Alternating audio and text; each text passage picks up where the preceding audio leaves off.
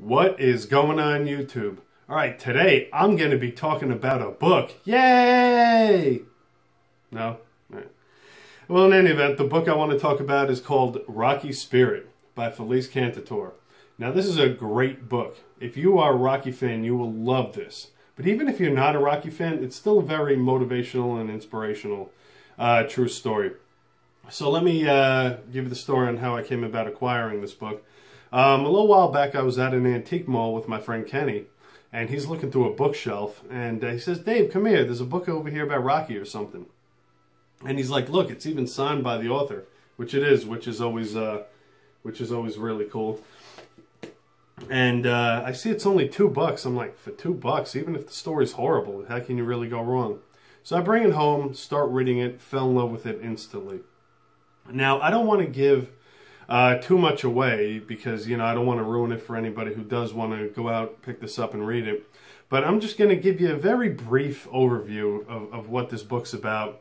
It's about a kid growing up in New York in the 1970s. And in 76, he goes to see the original Rocky film in the theater. And, you know, becomes very inspired by it. Like, I mean, how can you really not when you see that first Rocky film? And obviously, throughout the years, like everybody else, we all saw the sequels and everything. And after Rocky V, we thought that was it. We thought that was the last Rocky movie, and it was for a long time. And then in the early 2000s, we started hearing those little rumors about maybe another Rocky movie coming around. And that turned out to be Rocky Balboa, which is another movie I love. By this time, he's a grown man, wife, kids. He's actually writing for the Long Island Press, which is cool because I live on Long Island. So through making a bunch of connections and perseverance and everything, he ends up becoming an extra in Rocky Balboa. I mean, he actually is sitting ringside during the big fight at the end, which is awesome. And on top of that, he ends up through more perseverance and basically just never giving up, basically never taking no as an answer. He ends up getting invited to the premiere of Rocky Balboa and getting invited to the after party, which takes place at the Philadelphia Museum of Art, which everybody knows is at the top of the famous Rocky Steps. He ends up setting up like this promotional tour where he brings a busload of people to all the filming locations and to the Rocky Steps, and basically just uses Rocky as an example. You know, basically uses him, you know, kind of as a template, the way you should kind of live your life, you know, for all of us underdogs out there. Just never giving up, never stop fighting, even when you're faced with, you know, a larger opponent in life, just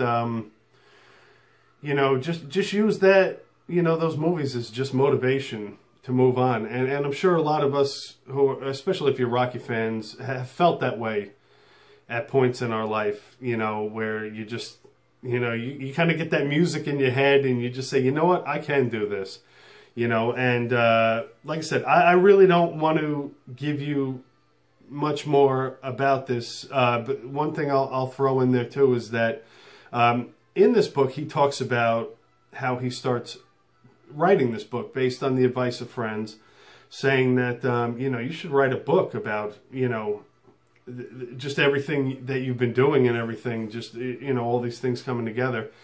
And he really can't find a way to close this book. There's just no good ending he has, so he feels there's more he should do.